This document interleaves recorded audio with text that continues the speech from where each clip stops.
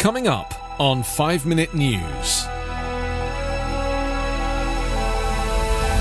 4 ex-cops indicted on US civil rights charges in Floyd death.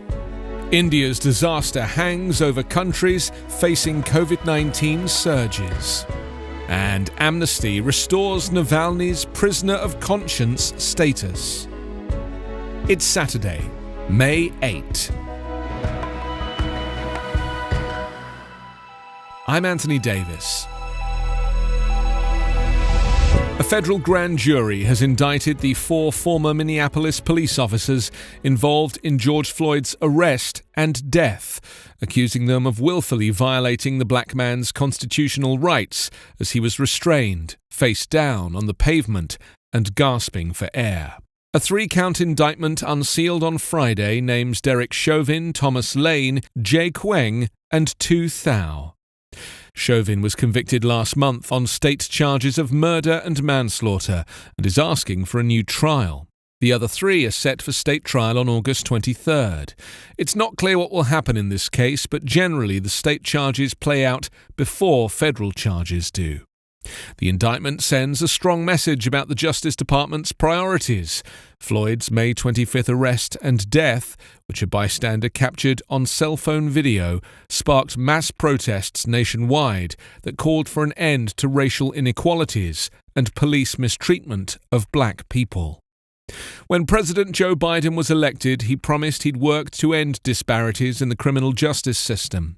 The indictments were handed up about a week after federal prosecutors brought hate crime charges in the death of 25-year-old Ahmaud Arbery in Georgia and announced 2 sweeping probes into policing in 2 states.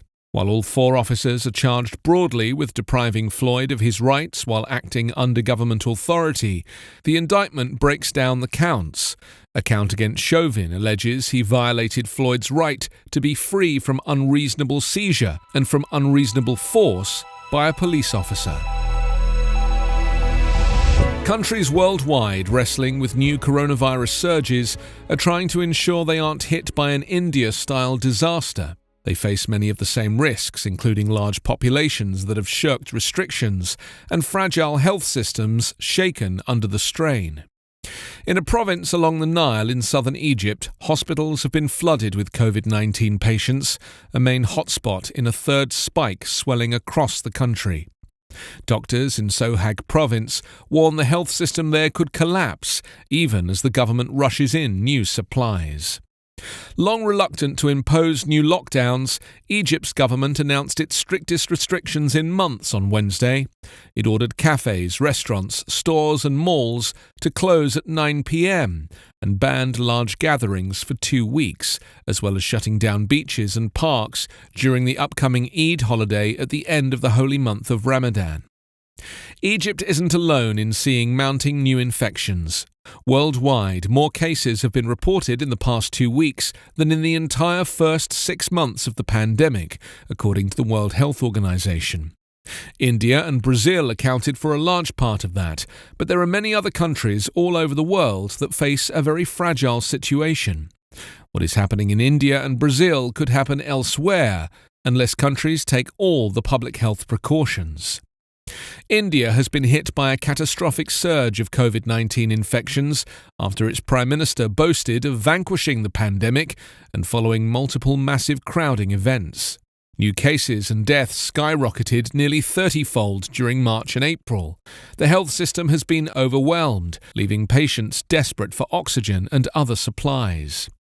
Wealthier nations, as they immunize more of their populations, are finding room to open up. But countries where vaccination has been slow or minimal face grimmer prospects. They must grapple with whether to lock down, to thwart new surges, and risk damaging their economies, all with the possibility of an India-style tragedy looming. Amnesty International on Friday apologized to jailed Kremlin critic Alexei Navalny for stripping him of his prisoner of conscience status and said it would restore the designation.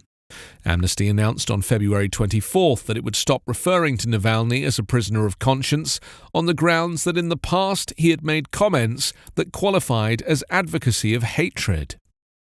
Amnesty said the Russian government and its supporters had used the February 24th decision to further violate the rights of Navalny, a vocal critic of President Vladimir Putin. The 44-year-old Russian opposition politician was arrested in January and sentenced to jail for parole violations he called trumped up. Navalny has been criticized for past nationalist statements against illegal immigration and for attending an annual nationalist march several years ago. Amnesty said it had reviewed its process for naming people as prisoners of conscience and would no longer remove the designation solely based on their past conduct.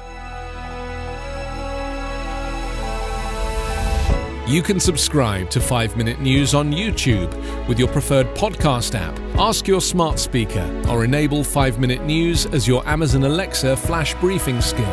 Subscribe, rate and review online at 5minute.news. 5 Minute News is an Evergreen Podcast covering politics, inequality, health and climate, delivering independent, unbiased and essential world news daily.